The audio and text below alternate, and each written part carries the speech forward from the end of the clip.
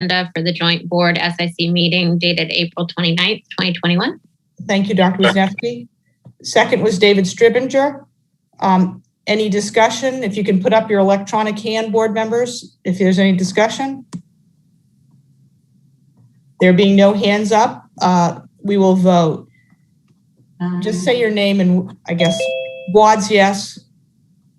Wisniewski, yes. Boatright, yes. Middleton, yes. Guyer, yes.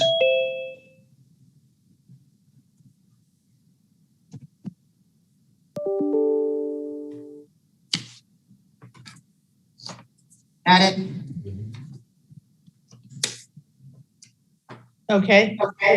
The motion carries unanimously with 7 yeses, 0 noes, no abstentions, and 2 votes cast, Melvin Campbell and Mr. William Smith. We will now stand for the Pledge of Allegiance. I pledge of allegiance to the flag of the United States of America and to the republic for which it stands, one nation, under God, indivisible, with liberty and justice for all. Please be seated.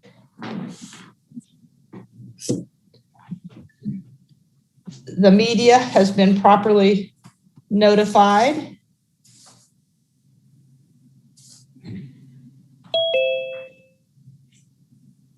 I also want to tell the participants, the School Improvement Council members, principals, staff, if you would like to be acknowledged and speak, please raise your virtual hand.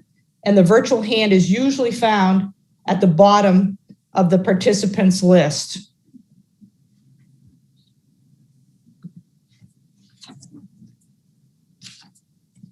On behalf of the Beaufort County Board of Education and School District, we thank the school improvement councils and their members. You are vital to improving the education of our students in our schools. I would like to read the first 2 paragraphs in the forward section of the Handbook for Effectiveness. This is your South Carolina School Improvement Council Handbook for Effectiveness, in case we have the public also watching our meeting. An effective school improvement council, an SIC, is one that harnesses the energy created when parents, students, and community members partner with their school's principal and teachers to achieve results that better the education and educational environment provided by their school. For nearly 40 years, school improvement councils have been, by South Carolina law, directly involved in the school improvement planning process and helping to carry out and evaluate the outcomes of such plans. SICs must also report to the school's parents and the community how the school is progressing toward its improvement goals. An effective SIC works closely with school staff and indeed all stakeholders to provide real-world solutions so that students are better prepared to come to school, are challenged and supported while in school, and leave school better equipped for the next phase of their education. So thank you to all the members that are present tonight and also those that could not attend. The way our meeting is going to be conducted tonight is we're going to stay together as a group, and Robert Otting from the school district is going to give us a presentation on the summer projects timeline. And then we're going to break out into the groups, elementary, middle, and high school, and we'll leave about 5 minutes break there to assign people to the different breakout groups. And in the breakout groups, we're going to have SICs, principals, staff, and board members. And I would ask that one of the board members in each of those groups serve as the facilitator, please. And then an SIC member, would you please do the note taking? So the school board member will read the 3 questions that we're going to be discussing tonight, and then the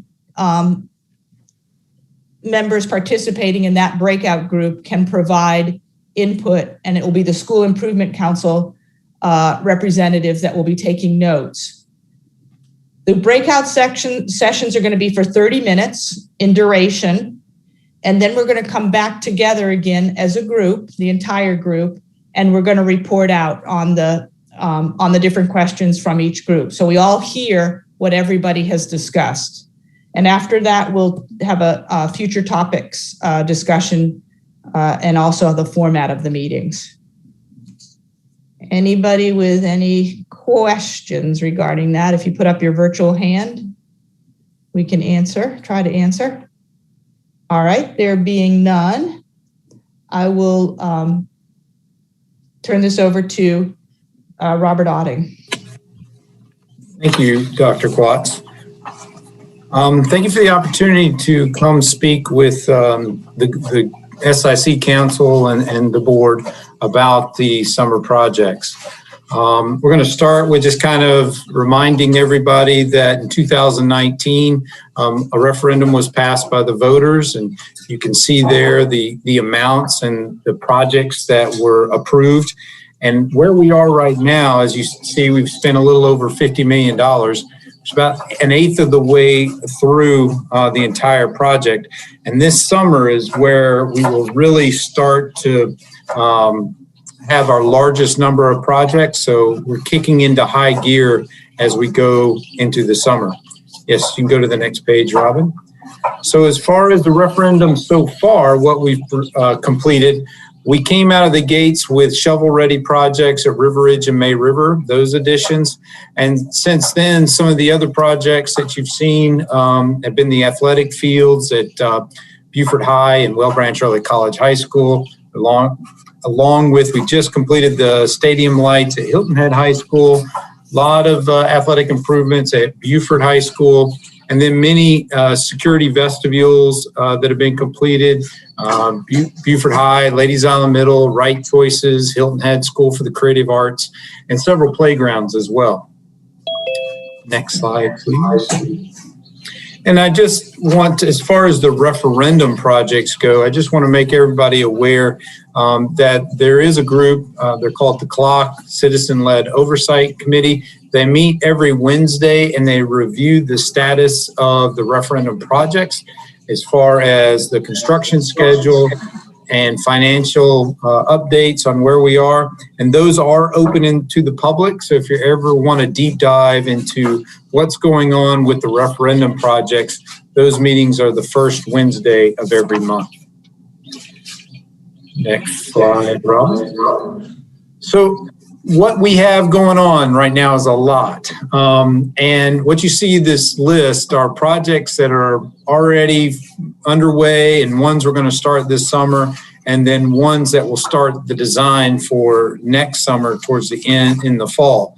And each of these projects, each of these locations has several projects going on, which include the referendum projects of safety, security, and IT improvements, along with athletic facilities for high schools and middle schools and playgrounds for elementary schools, combined with 8% projects. So that could include painting, HVAC, you name it, renovation work.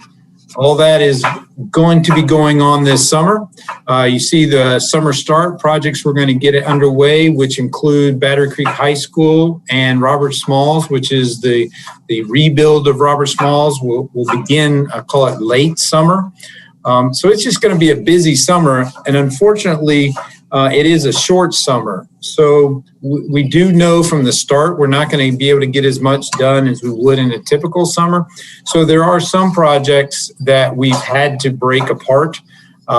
Example, I know painting at Bluffton High School, we're going to do a portion of it this summer and another portion of it next summer. There's just not enough time in the short summer we have to get that entire building painted. So what you're going to see this summer is several of these projects completed in portions. So we may complete the painting, we may complete HVAC work, but IT work will be ongoing. What I'd like to, and I would love the opportunity to go over each of these projects with each of you in detail, but I know that you have important work tonight, and I don't want to take up all your time as part of this short presentation. So I do want to direct everybody to the website. When you go to the opening screen, there's a bulldozer there in the middle.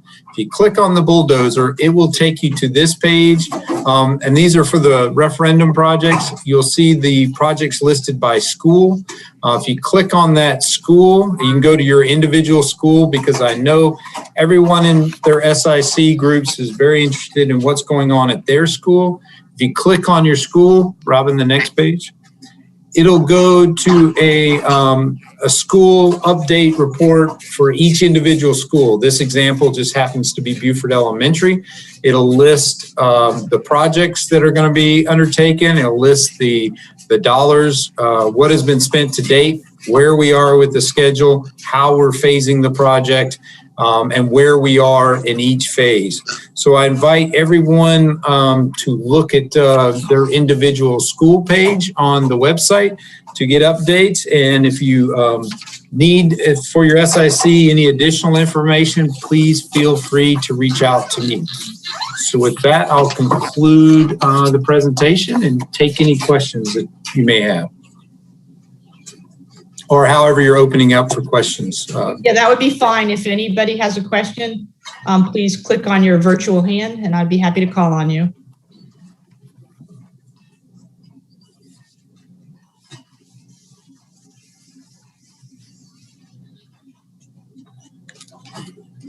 All right, thank you, Robert. There don't appear to be any questions. Thank you for the time. All right, so now it is 6:15. So we'll from 6:15 to 6:20, our hosts will assign you to the breakout group you've chosen, and then we'll have our breakout sessions for 30 minutes. You will get a reminder when only 5 minutes are left in the breakout sessions to finish up and then come back to the group discussion where we'll report out what was discussed in the each breakout group. So at this time, our host will assign you to the breakout group you chose. Let's see.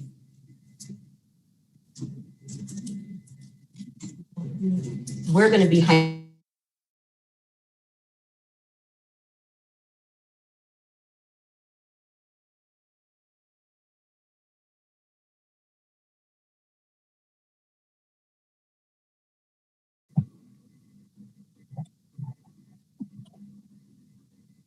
She fixed it. Her kids fixed it, so she's fine. Oh, she got in? Mm-hmm. Okay.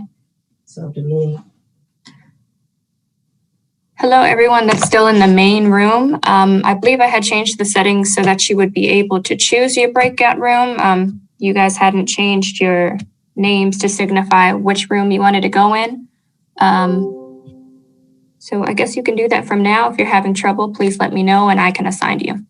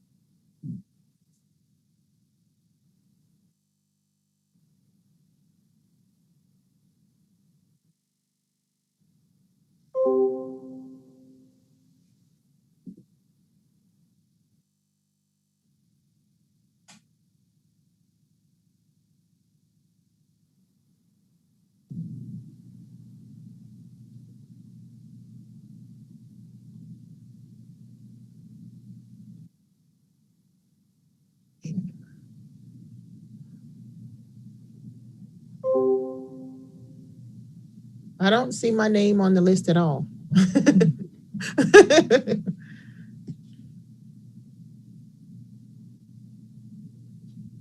Let's see.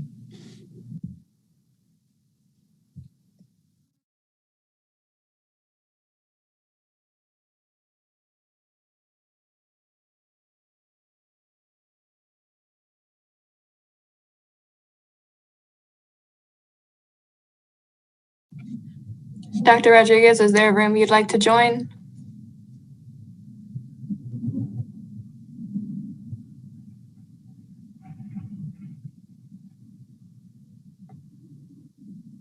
Oh, I can't hear you. Can you take care of Mama Bear 48 and let's get her where she would like to go, and then you can go ahead and pop me into high school first. Okay. Thank you. I like the name. I like the name. Thank you so much. I didn't think she could hear, but we've been having internet issues all week, so. I heard you though. I heard you. Thank you. Yes, Where do you want to go? Tell me? Where do you want to go? Elementary, Hilton Head Island Elementary.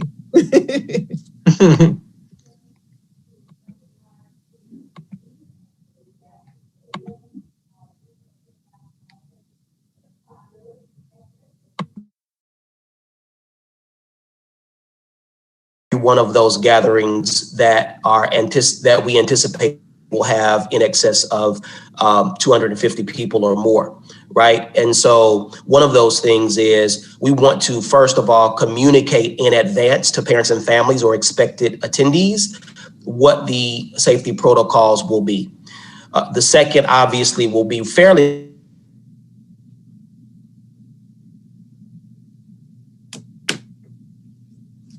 distancing, really to the extent possible. We're really asking our schools to organize teams of individuals to make sure that they are kind of monitoring kind of the conduct and behavior of attendees, to make sure that they are kind of spacing themselves and just really being prudent. It's very difficult to kind of anticipate every scenario that schools will face as they're welcoming parents and families and guests in their buildings. But there, as a general matter, we want them to be able to map out general expectations, communicate them, and then obviously execute them with fidelity. Beyond that, there are kind of various ways that our schools are going to be executing their programs. And so we've got several principals on the call. So I'll pause there. And then maybe just allow a couple of our principals to talk a little bit about where they are in their planning process and what you can expect for these programs. Adrian, you're a veteran. You've been doing this for many, many years. So I'm going to ask you, if you don't mind, to share a little bit about some of the plans that you've got going on at MC Riley. So we typically do a celebration for our fifth graders, and this year we're going to keep it as a clap off for our parents to drive through, receive a gift for our fifth grade students, and have a picture taken so that there's a memory of that. The next day, the students will be able to wear a t-shirt that they receive in the clap off. We're going to do a cookout for all the fifth graders, and then they're going to go to stations of celebration within the fifth grade. That way we maintain that everyone's safe. We honor the fifth graders, and we have a good time as a community. Fantastic, thank you. Ms. Pinkney over at Okeechobee, I know you've been doing this for several years as well. Would you mind maybe giving a little bit of an overview of your plans? Love to. We are going to have our traditional moving up fifth grade ceremony, as well as our little kindergarten celebration and our pre-K celebration. But similar to Adrian, it will be aired Facebook Live for parents to see, and then we'll do a drive-through where the students and parents can then have cupcakes outside. We plan to do a little celebration for the fifth graders. We've always had a fifth grade mat ball game where the teachers are against the students, and we're going to still continue to do that, but making sure that it's outside where we have ample space. But because our cafetorium isn't large enough to hold parents and students, the students will go through the formal ceremony, but the parents will have to watch from Facebook and then come through afterwards to greet their students and cheer them on.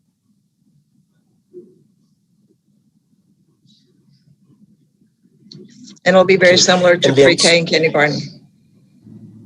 And so we've touched just a couple of our veteran principals. We've got a rookie principal this year as well. And then also I'm going to let Ms. Vicky Goud share a little bit about what's going on at Port Royal, and then maybe we'll open it up for any additional questions you might have. Vicky? Hello, everyone.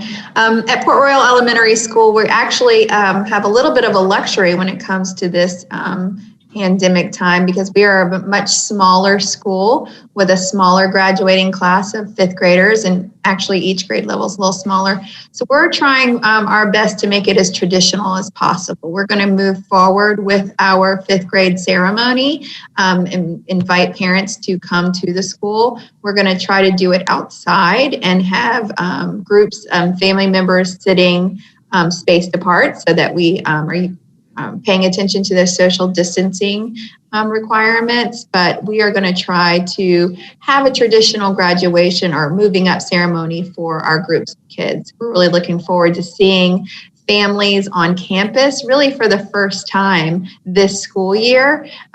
We're hoping it'll be a good event. And for all of these events, there are obviously a lot of moving pieces and lots of coordination that has to happen.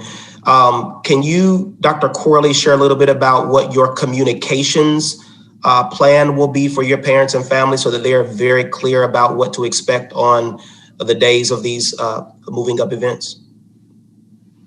Sure. Ours is very much like Port Royal's in that we're going to do it in the parking lot. The stage area will be by our front door. And it will be sort of like a rock concert in that the families will, the fifth graders are just learning this part of it, that they're going to draw for lots of parking spaces. And that's where their families will be, probably with a cooler, probably with beach chairs. And they'll get more chances to draw for lots based on how well they behave for the rest of the term. So the odds are forever in their favor, if you get my meaning. All of this is being put together within the next week or so. So the fifth graders are being brought into the plan. As a matter of fact, they're the ones who decided they should decorate those parking spaces, a la high school students decorating their parking spaces in high school parking lots. As the fifth graders get more and more information, they are going to assist us in writing the releases, the press releases, as it were, to the fifth grade parents. And yes, we'll keep class tagging them as well to make sure all parents understand. We did not want to limit the number of parents who could attend or family members who could attend. So we wanted to, we needed to make it outside. There are 86 fifth graders. We would not have had space inside. We can only do this outside. And as long as the weather cooperates, we'll be fine. If it doesn't, our rain date runs into a high school commencement, which means we would lose the risers that we would need because there's a finite number of risers. So the communication will be ongoing, but mostly from fifth graders because they're pretty excited about this. This is the first time we're doing it in this fashion. And if it works, it would be a good idea going forward if it works. Right. So I think most folks can kind of get a sense of the flavor of all of these these ceremonies, which again, as I'll say, are really vital to be able to celebrate our young people, especially for the hard work that they've put in this year. I don't want to shortchange any of our other principals. We've got Dr. Tara Mack at St. Helena. We've got Ms. Rivera over at Shanklin. We've got Ms. Pender at Coosa. Who else am I think Ms. Constance Goodwine Lewis at Broad River. So as a general matter, you have a sense of what's happening at all these schools with a little bit of unique flair and individuality. If there are any other kind of additional details that might be of interest to our parents and families, feel free to jump on in and share. Good evening. I was just going to share that we're doing similar things at St. Helena in regards to the promotion ceremony. We are doing a drive-through like we did last year. Our families decorate their vehicles. It was a great night for our students. We had music, food, gifts, all of the works, but we're also inviting the middle school principal to come out as well to receive those students as part of that promotion ceremony, which I know a lot of the other principals do as well. Great. Fantastic. And Nikki Lucas also at Hilton Head Creative Arts. I just want to acknowledge her as well. So I guess in Missy Vogt as well at Well Branch L. I think I've recognized all of our principals. So really quick, I just wanted to allow our principals to share a little bit about what their plans are. I think the biggest takeaway is we're going to have these events. We're being creative in executing them, and we're expecting that it'll be a wonderful, joyous celebration. Dr. Wisniewski, I guess perhaps we can move on to the second question, unless there are any questions. Certainly, I don't see any hands raised, but if anybody had anything else, we can add that. If not, the second question is in the chat box, which is, how are SICs recruiting new members and engaging the community? So I guess our SIC leaders, if anybody wants to start off and take that.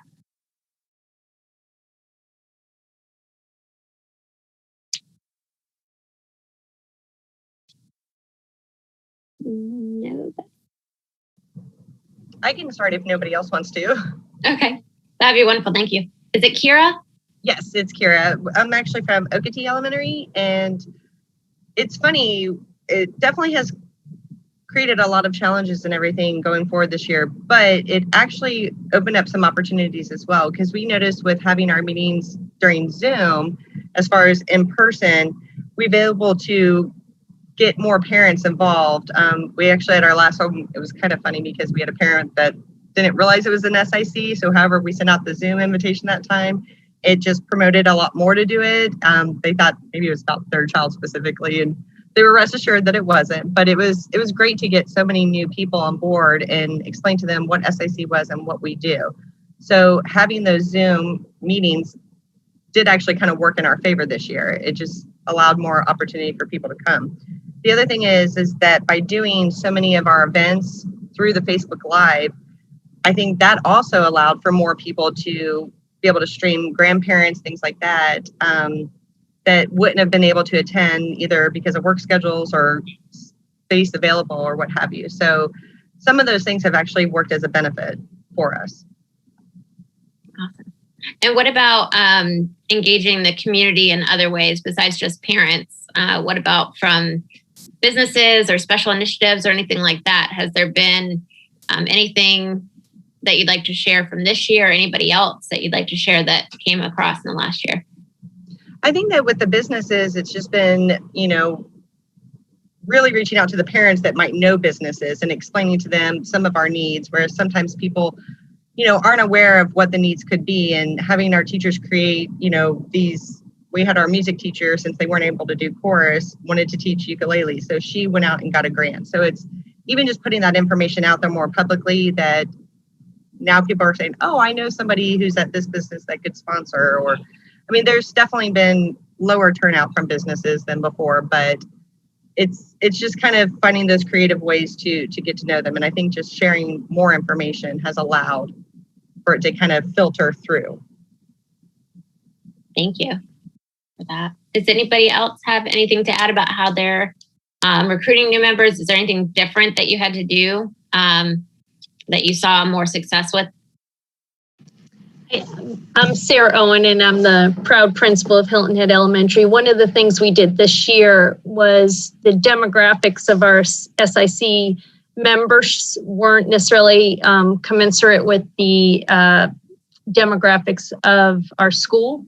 And so we took it, we talked as a team, and we offer translation services at all the meetings. We have a big parent education initiative at night, and part of their homework as part of this class was to participate in different organizations such as SIC. And so now our membership definitely is comparable to the demographics of our school, which was a big focus for this year. And I do agree with the earlier speaker that Zoom has allowed families that historically haven't been able to participate just because of childcare and work situations. It's allowed a lot more flexibility. We have a lot of parents that participate at their work. They might work the night shift and they have permission to participate.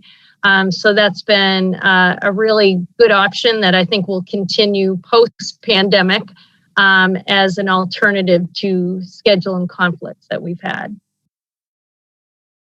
That's awesome that you're able to have the translators and to open that up to additional parents and demographics that previously might not have been represented. I think that's awesome. Thank you for sharing that. Dr. Bradley, do you have anything? No, not to add. I just really am appreciative, first of all, of our principals for working alongside their SICs this year. And yeah, that's just really an addition to their regular daily responsibilities. And I think it's something that we just don't talk about a lot of times, right?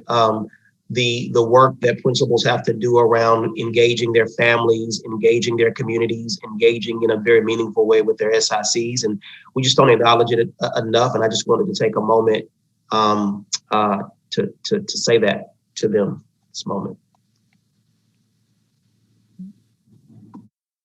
Was there a third question? I have something on the agenda that talks about homebound teachers and support, but I don't know if that was in question form or not. Not exactly sure what the I can just comment on homebound, unless there was a specific question. That's what I wasn't clear on. Got it. There was not. This was I believe it came from a high school, so I think it's more pertained to their situation. But it's a topic if it pertains to any teachers that are homebound teachers, go for it, just as a broad topic. So not from a district perspective, a lot to share about homebound.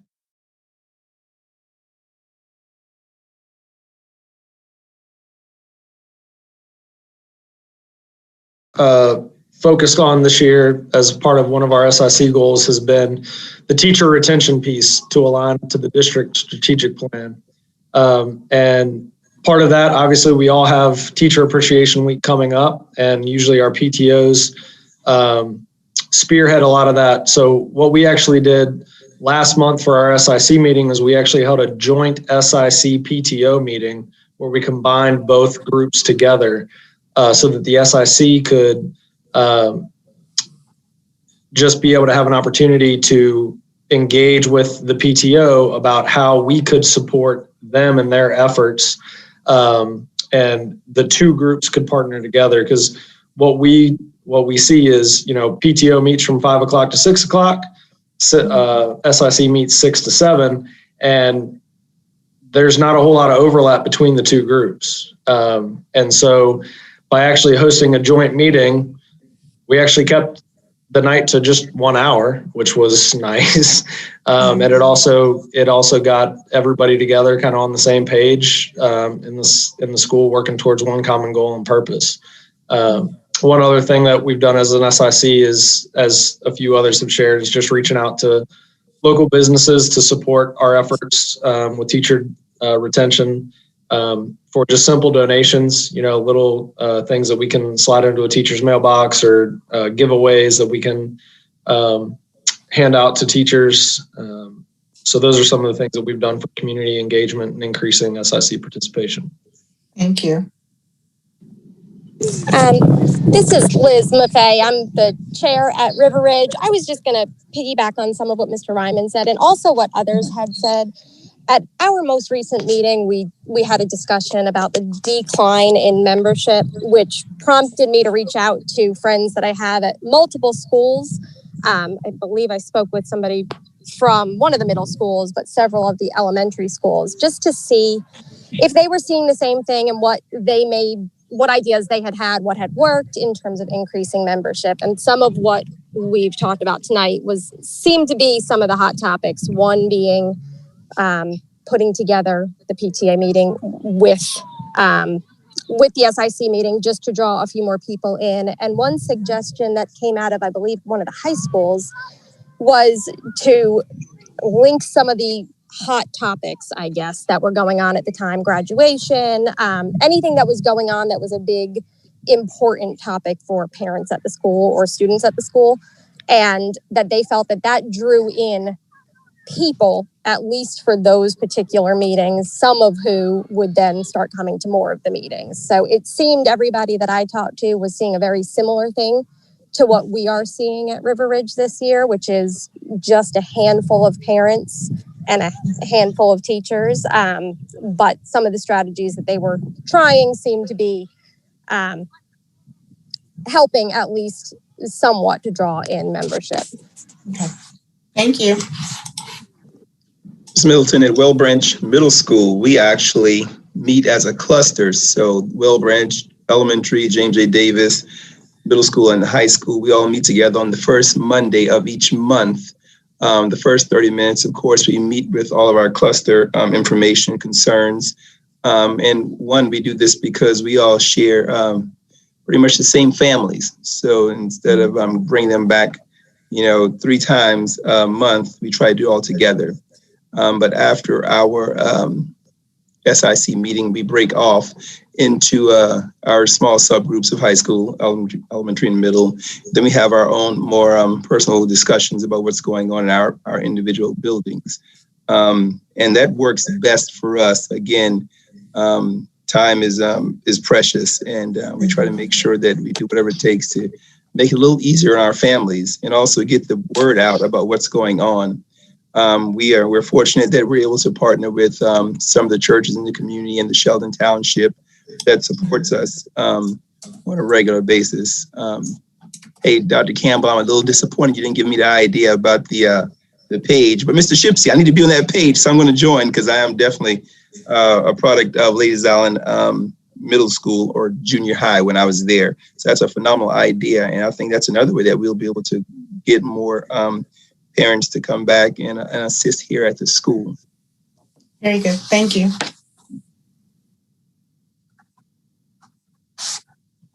Dr. Campbell, is she still on? Is that everyone? Has everyone had the opportunity? Ms. Freda, I think you're muted. Can you repeat that? Is that Ms. everyone? Middleton? Is that everyone? Ms. Freda, go ahead. Yeah, Pat Freda. Just our SIC has put out a mailer to our school as well as the 2 elementary schools that are our feeder schools, asking for participation for next year.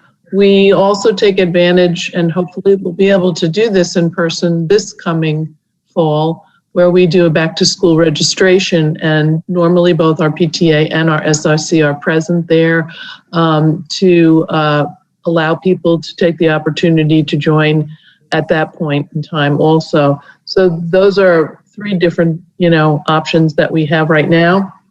And I do believe that it has worked in the past, and we will get definitely some good people who will be stepping up. Thank you.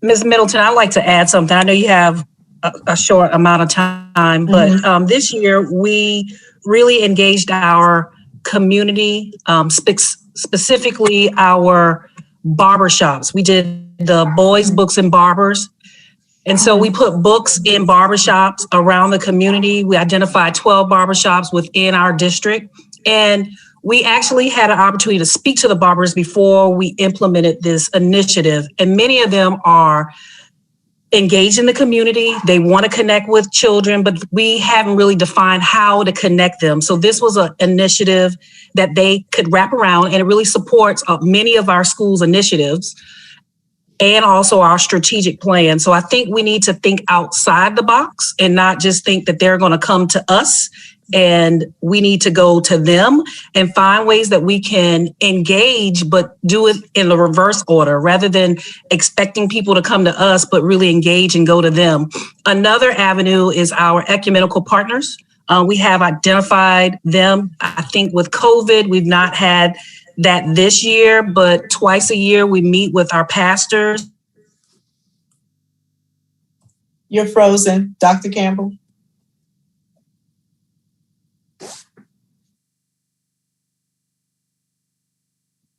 Yeah, she's frozen.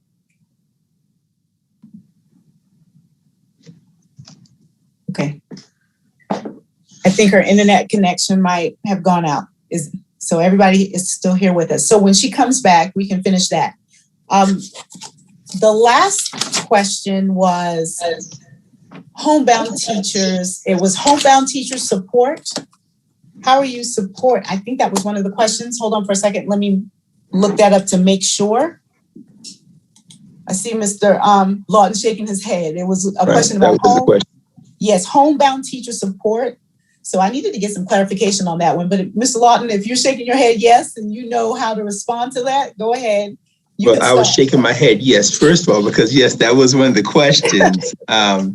We are typically with the homebound teachers, because of a student who has some form of disability, that we send out to the, actually we have to go through the district office with Ms. Swinton, I believe, before we send, and get permission before we send a teacher out, because it's Ms. Melissa Austin for really filling out, getting out, and as a team, finding out if they had any issues. But I think for a rural area like our area out in Well Branch, we really need to survey our district and really look at really building the infrastructure for, I mean, you have those areas out there, May River, Bluffton area, Beaufort area, where you can't access it as well as other areas. So I would say that would be the part that we need to really work on as a community as a whole. Thank you. Ms. Summers, did you have any problem on St. Helena Island? We did have some problems out on St. Helena, but for the most part, the internet connectivity, especially for the hotspots that students receive, worked fairly well for most of our students. And I'm going to ditto what Ms. Donica and Ms. Dixon said regarding the support of the district was phenomenal in terms of providing for our students. We did not have not one hotspot application denied. And so every last one was approved, and every last student that desired to have a hotspot has one in their hand. Thank you. Dr. Mr. Boschauer, do you have anything to say about homebound students? I would just combine what they said with the fact that all of our students and teachers are now very well versed with the use of Google Classroom. And when you combine that with the ability to Zoom in, or let's say the student has a surgery and can't participate for 5 days, the teachers have the ability to record these Zoom sessions and post them to the Google Classroom. So really it has very much bridged the gap. You hate to say COVID was good for something, but it really did cause, it closed the gap for us to be able to get services to homebound students, with the exception of what Ms. Dixon just talked about, those where even the hotspots don't carry through. Dr. Gwatz has her hands up. Dr. Gwatz she has her hand up. Yeah, on this topic of the hotspot. So my impression or understanding is that would not be a district problem where the hotspots are not picking up. Isn't that a problem with the providers of internet service as opposed to the districts? And I think the state, I know the state, that's one of the priorities in terms of legislative priorities is to be certain that we expand broadband and internet service to students statewide. It's a frightening statistic, but when the pandemic started, there were 160,000 South Carolina students that had no access to internet. So I think it's not something that the district can correct. Can somebody, is somebody knowledgeable about that? Is that accurate? That it's something that actually the providers have to lay the case, whatever they do? Yeah, that is correct. Yeah. Take your mask off. Take your mask off. Correct. Take your mask off and you can speak into the mic. That is correct. I know Dr. Rodriguez has been talking to some of the providers, and some of them saying that it's cost so much for them to just basically do it.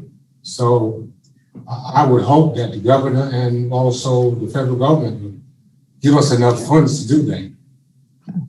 So that is the biggest problem. And then the other thing is that you have a lot of, I wouldn't say a lot, but you have some folks in the community that don't want to see a tower going up anywhere because it doesn't affect them. Thank you. So Principal Bornschauer wants to contribute to this as well. And I'm by no means an expert and I don't understand the technology, but there are pilot projects to keep an eye on. There are districts throughout the country that do things like park out locations for school buses. And those school buses are equipped with either repeaters or boosters or some kind of technology that if we identified a location of specific need, it's possible. And I don't know the success they've had, but it's at least something to keep our eyes open to. My old district did that. They had buses go to areas that did not have great infrastructure for Wi-Fi, and the kids were able to log on. Thank you. Dr. Stratos? No, Ms. Donegal built up on that because she was speaking just with regard to districts that were successful. We had conducted a beta test. The usage of the buses still wasn't a far enough circumference area of the signal to be strong enough from what we had received for repeaters from the state at the time when we conducted our beta test. You know, I hope we capture all these lessons learned about using virtual and using broadband, because we're going to have a hurricane again, and we're going to have to shut down, and we're going to have flu, and we're going to have other things that are going to cause us to have to dust this stuff off the shelf and be able to put it into action pretty quickly. So I hope we have a plan to kind of keep our finger on it, because I hope we can go full face-to-face, everybody as normal come fall, but let's not lose the lessons learned from this experience. Ms. Boatwright has her hand up again. Ms. Boatwright. I think this is an example, and I can't remember who said it, about the community needing to come together. But I think this is also something, even beyond natural and catastrophes and pandemics, technology is taking a bigger and bigger role in education. Books are getting less and less. We're asking students to do, we're issuing devices to everybody. We are using Google Classrooms. Those things are not going away, even if we get back fully face-to-face. So I think this is a little bit of an example. No, it's not the districts, and the district doesn't have the budget to solve the Wi-Fi problem. But from an equity and achievement gap and all of these things that we're grappling with, it's sort of an example, I think, of where community problems are getting dumped on the doorstep of the schools, right? Because we're going to have to figure out something as the whole world moves more digital that makes sure that every child in Beaufort County has reasonable access, just like we make sure they have reasonable access to books and uniforms and, breakfast and lunch. Internet's going to be right up there as an educational necessity. So it's something I definitely think needs to be on the district radar. Tina's hands up and we have 3 minutes left. Yeah, I was just going to suggest that we let Miss, I believe it was Michelle Morgan, weigh in regarding the homebound students because she was the representative, right, for Battery Creek? Yeah, but I don't have anything to report on that. I'm just a parent. Oh, okay. Well, that's fine. Thank you. My children they're not homebound, but they are learning at home and have been very successful and are doing really well. So I'm grateful. I know that you don't usually hear those good sides of the kids being at home, but they're rocking it. They're doing fantastic, all A's the whole year, and they're doing really well. So they're very supported at the high school and by their peers, and it's been really successful in our home. But we hope to be back when school starts in the fall. Dr. Stratos, why don't you close it out and tell us what you think about all of this? Well, I'm going to start. Let's do the design right from the end forward. When I saw the topic of homebound, I was already conscious of the utilization of the virtual. We do have some schools or some families where we've had to seek out a homebound teacher to go into the house. We have been successful with that, even to the point of families and negotiating vaccination right of personnel, and that's far and few in between, but we have found phenomenal support from the educators who have had to go into the home because not all kids are being successful virtual. Excuse me. And we have a few who are students with IEPs. The lesson learned, I am going to bring that forward, but I want to share it's my first time sitting in a group to this level with SIC. And I have to say it is powerful sitting here listening to the principals and sharing.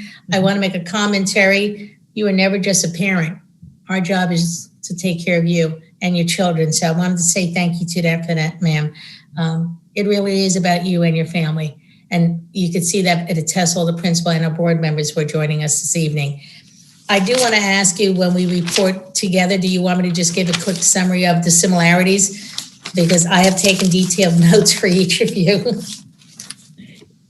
Yeah, but to me, that sounds good, the similarities, because we'll go through each question with each of the breakout groups. So each grade levels, elementary, middle, and high school. So yeah, I don't think we need to repeat everything that was uttered. Yeah. And if I could just share one more item, the mention by the principals of our students having a sense of normality. Very important. And I want to say thank you for the principals. They're going way and beyond making happen and planning way and beyond. So thank you for that. That's important. All right, we are all going to come back together as a group now. All right, I want to thank everybody in the high school group. Awesome. Yeah, they did.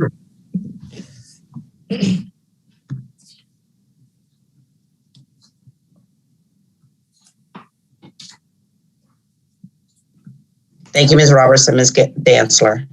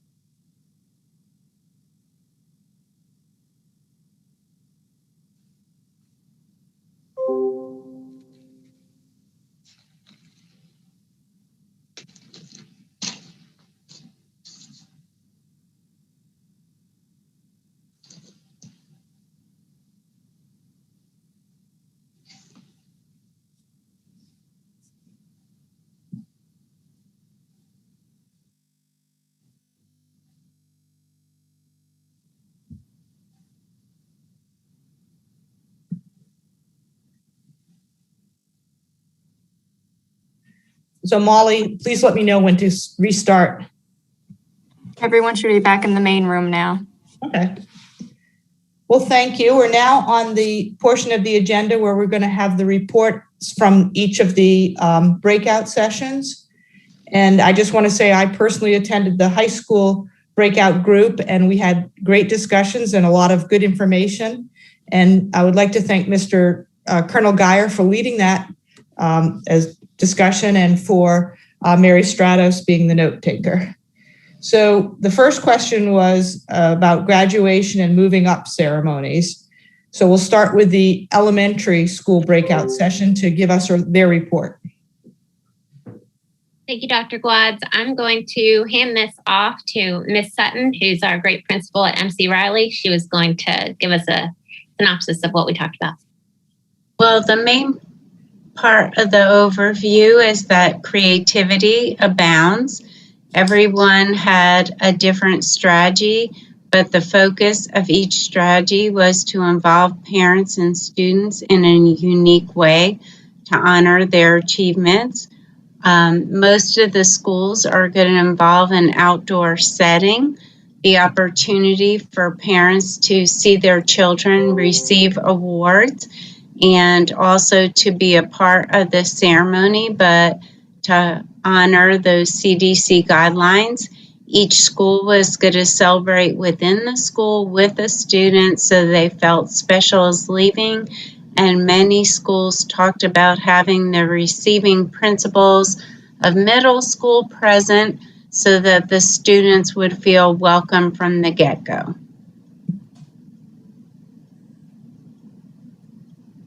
Thank you very much. And do you want us to just go to the second question? Or why don't we hear from the, we'll do one question at a time, but thank you. The next group to report on the moving up ceremonies would be the middle school group. Hello. Hi. I led that session, and Miss Beverly Gordon-Days took the notes for that one. Thank you, Miss Gordon-Days. Each middle school, I wrote down each thing that every middle school is doing, and everybody's very unique. There will be some indoor ceremonies, and those indoor ceremonies will be 2 ceremonies, so they'll be split. We have a couple of schools that are doing outdoor ceremonies, and one ceremony that I thought was very interesting is going to be at Well Branch Middle. I want to visit because they are going to have a promotion parade. So I think that is very interesting. They're very unique, but everyone is being considerate of making sure that everyone's safe and healthy, and they're making sure that everyone is celebrated. Does that conclude your report? That concludes my report. Thank you, Ms. Middleton. We'll now go on to the high schools.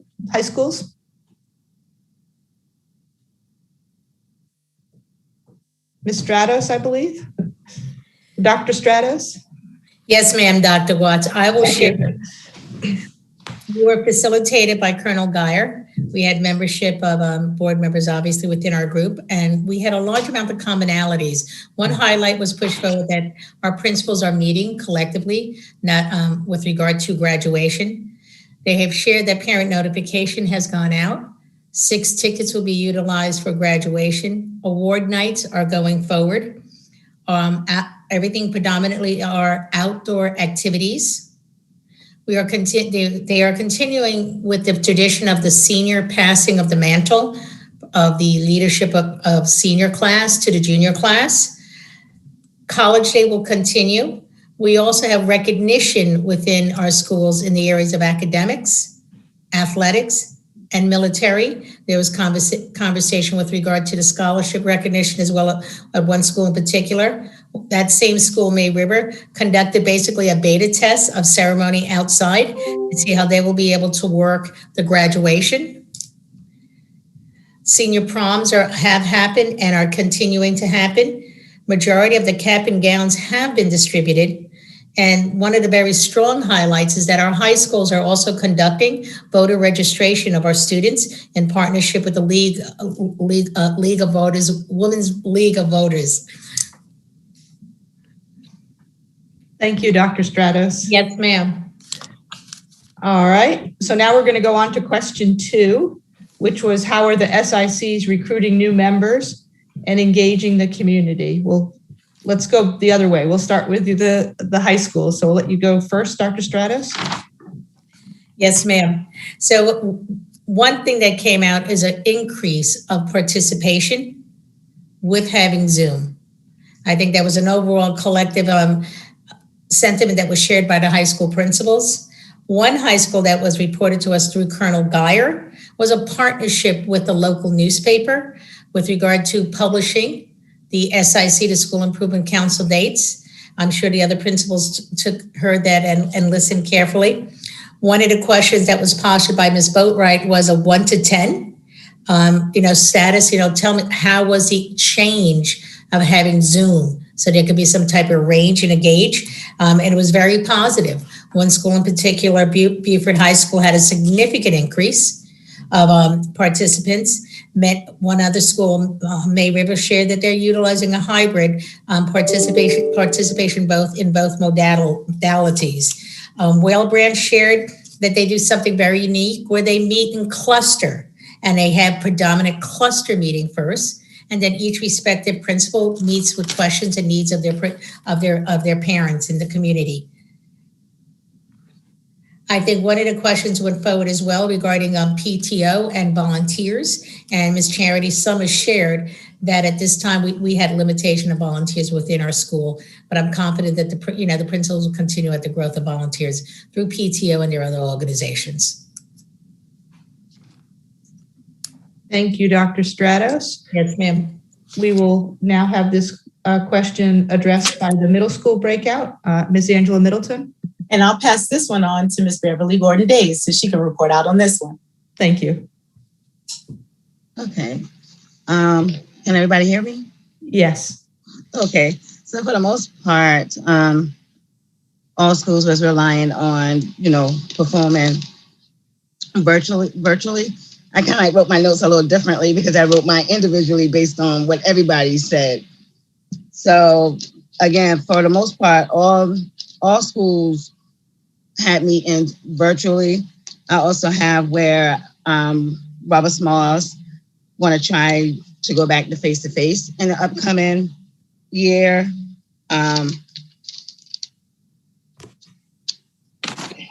I'm sorry, but that's about it. Basically, everybody still use virtually. And just to piggyback off of what was said previously, that the middle school also work as a cluster first Monday of the month, where they discuss concerns, break off in groups. That way it helps out with the family, and they also partner up with churches and businesses. That sums up.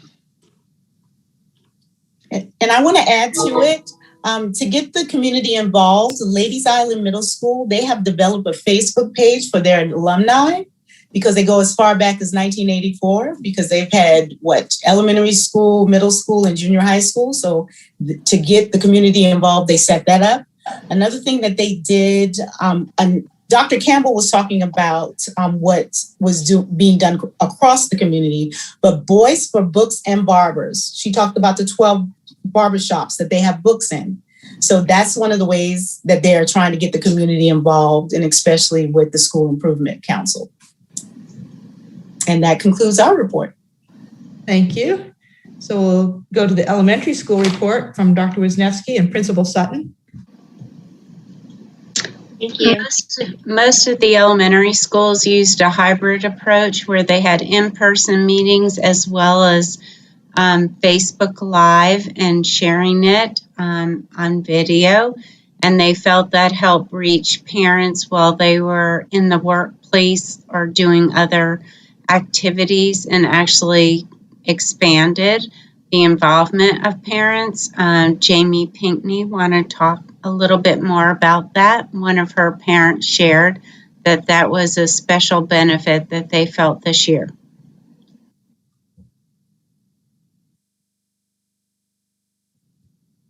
You want me to talk? We were just sharing that by having it via Zoom and Facebook, that we did have more parents that were involved by accident, actually. We sent out the announcement and had folks join that really didn't realize that it was for SIC, and was very complimentary and found out what SIC was about, and we've had more involvement. So we will probably continue more of this in the future. And one other thing that I'll add, Principal Owen shared that at her school, the SIC's makeup or demographic wasn't necessarily representative of the student population, but what they saw with being able to open things up to Zoom is that it did bring more representation to the SIC, and that was a good benefit that they saw from opening things up to Zoom and doing it that way.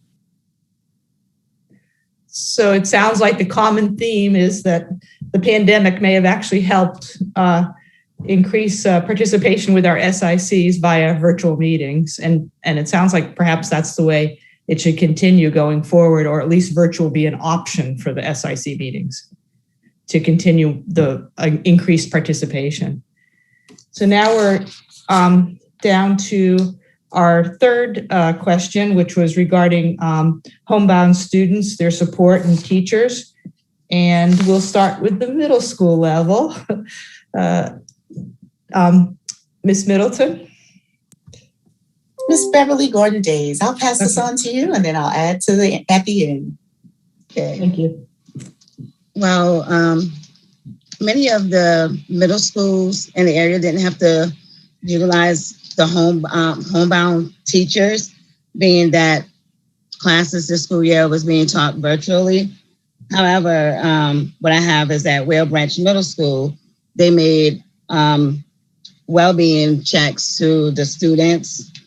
In the event, currently they don't have a homebound teacher, but in the event where a homebound teacher is needed, they will follow.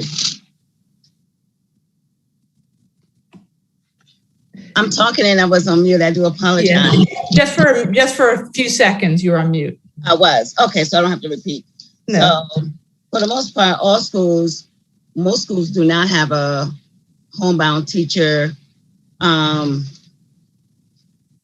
pick for each location. But what I do have is that a list of homebound teachers is listed at the district office in the event where a school may need a homebound teacher. Also, I'm trying to find that little note. Yeah, currently there's no homebound teachers needed within the middle school. You're back on mute. There you go. So I think she was trying to say that the virtual option just eliminated that in many cases. There's only one school that has a homebound student right now. And then at Hilton Head Middle, Ms. Rita was saying that if a child, if they are on homebound and they need to make up hours, then a homebound teacher goes out to help make up the hours. But the virtual option has virtually eliminated homebound for now. That concludes my report. Thank you. We'll go to the elementary schools. Dr. Wisniewski and Principal Sutton. Our group, kind of led by a question that Dr. Corley posed, was, did this question really refer to people on virtual instruction and teachers on accommodation? If I'm misspeaking, just correct me, Dr. Corley. And we found that each of us had developed systems for involving the teachers that were on virtual or accommodation by including them in team meetings, faculty meetings, IEP meetings, reaching out to them personally and trying to make sure that they and their students felt included in the life of our school. You have anything to add, Dr. Wisniewski? I don't. I was going to see if Dr. Bradley did, because he did speak a little bit on this topic. Dr. Bradley? Yeah, but I think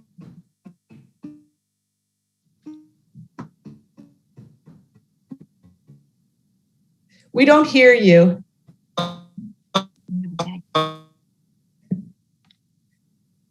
I think maybe you have two microphones on, like maybe your phone or another device and what you're connecting with. You may have a poor connection. It sounded a little bit choppy. So I'll just. Yeah, Can you hear me? Can you hear me, Dr. Gore? Yes, thank you. This is Frank Rodriguez. So while he joins, I think generally speaking, the conversation was about the 2.0 program and the after school component that we have in place at our elementary and middle schools. And he was talking about, hear me now? The results that we're seeing and just some positive growth from our schools from our students that are engaged in that program after school at the moment. And we talked about a lot of the strategic work that our teachers are doing with students engaged in that program at this juncture, and our transportation team really stepping up to the plate and playing a major role in making sure that we're able to provide services for our students. And so it's started back in late January and early February, and essentially we're getting some positive results right now. So we're excited about what that looks like. Our principals spoke a little bit about what they're seeing in terms of those results and the growth in their students. So I think those are the general comments that Dr. Bradley was gonna make. That's correct. Dr. Rodriguez, can you hear me now? I can hear you now. Yes. Okay. Yeah, so I don't want to cover anything that's already been covered, but I think as a general matter, what we did was we kind of covered this question from both perspectives. One, from what are the kinds of supports that we're providing for teachers who are at home, currently receiving accommodations, and then from the clinical side, what are some of the challenges and how are we responding to those challenges for students who are entitled to hospital homebound services? So we looked at it from the student and the teacher perspective. I think as a general matter, what emerged from our dialogue is that COVID has really kind of presented lots of kind of situations that we have to be able to anticipate as a district to make sure that we're providing the full and comprehensive services to all of our stakeholders, not just our students, but also our faculty members as well. And so I think as a district, we've really responded well to that.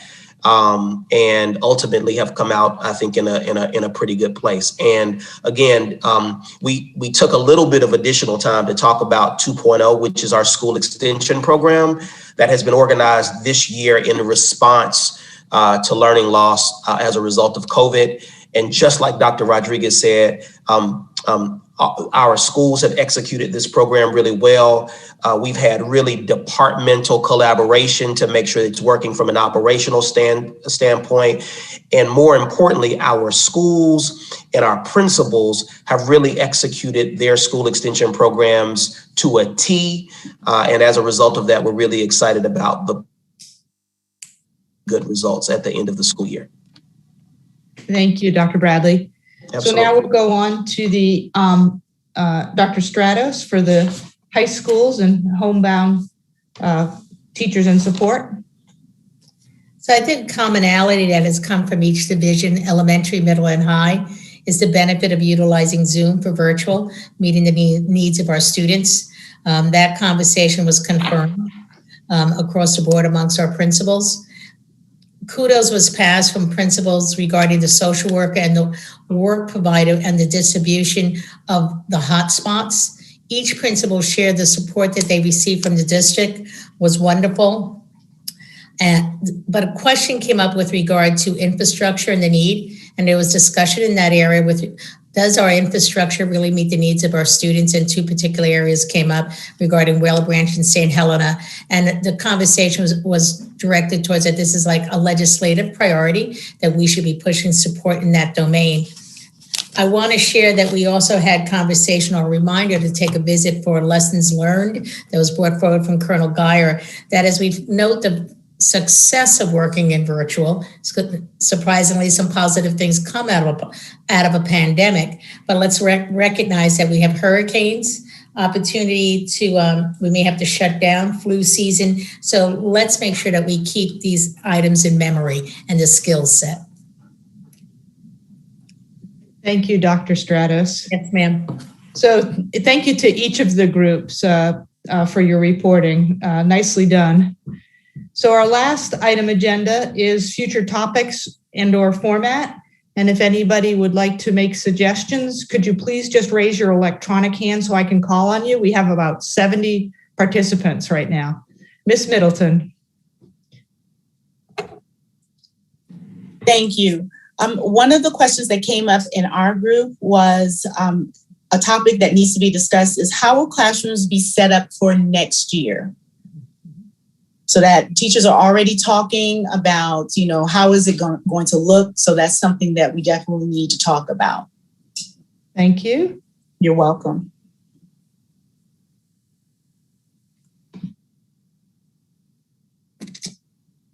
There's 70 people on here and nobody has another topic suggestion. All right. How about, the format today was a little different than we usually break into. Oh, I see another gentleman. Mr. Shipsey? Yes, thank you. I didn't know if the hand was working up there on the screen.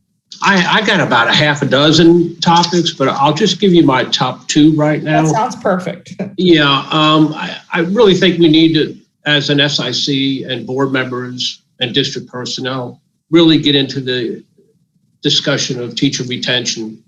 And it just, the amount of numbers that go, not only here, but in the state of South Carolina, are alarming. And I think that's just a really big item that we need to get into. The other one is URSA 3 funding. And as long as I've been around here, that's probably about 25% budget for this year for our schools.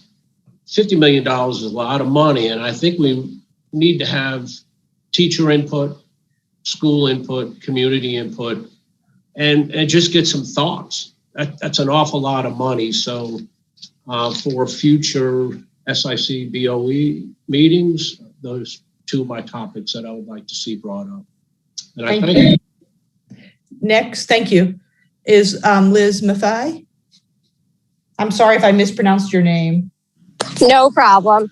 It's Buffet, no problem though. Okay. One thing that I've just been hearing a lot of recently is just discussion about the population boom that we're seeing increasing, even more so because of the pandemic. People are leaving some of the higher tax areas, some of the northern areas. We're seeing the building and construction down here pick up even more than normal. And I'm hearing a lot in the community and among parents concern about making sure that we are ahead of that this time in terms of the overcrowding in our schools. So I know that is, a bigger topic, obviously, but it's definitely something that I hear in the community everywhere you see people talking about it. It's what about the schools? What about the roads? What about, our infrastructure to be able to support this growth that we're seeing? All right, thank you for that suggestion. All right, since I don't see any further hands up for the future topics, the last discussion item was the format. Tonight we broke into, I guess you'd say age groups, elementary, middle, and high school, whereas in the past we've tended to do it by clusters, geographic regions. Does anybody have any comments about which way they prefer or which way they thought worked better, or have some other suggestion to do it differently than the way we're doing those 2 options? So I'll ask Mr. Shipsey and Ms. Maffei to put their electronic hands down so I can see who puts them up again. Thank you. So would you like to comment, Ms. Maffei? Dr. Wisniewski? Thank you, Madam Chair. I was just going to comment. I wasn't fortunate enough to participate in the last meeting, so I don't have any experience with the other format, but I did think that this format where you put them by grade level, but you bring essentially the whole district together, I think that's really beneficial for all of us to hear what's going on district-wide so that we can continue with a culture of, everyone working together, sharing best practices throughout the entire district. That's just my personal opinion. I would concur. That would be my personal opinion also. And would anybody else like to comment? All right, we're finishing right on time, and we appreciate the attendance of all the participants tonight and your good input. And thank you for taking time out of your day to help the children in our school district. Good night, and we're adjourned.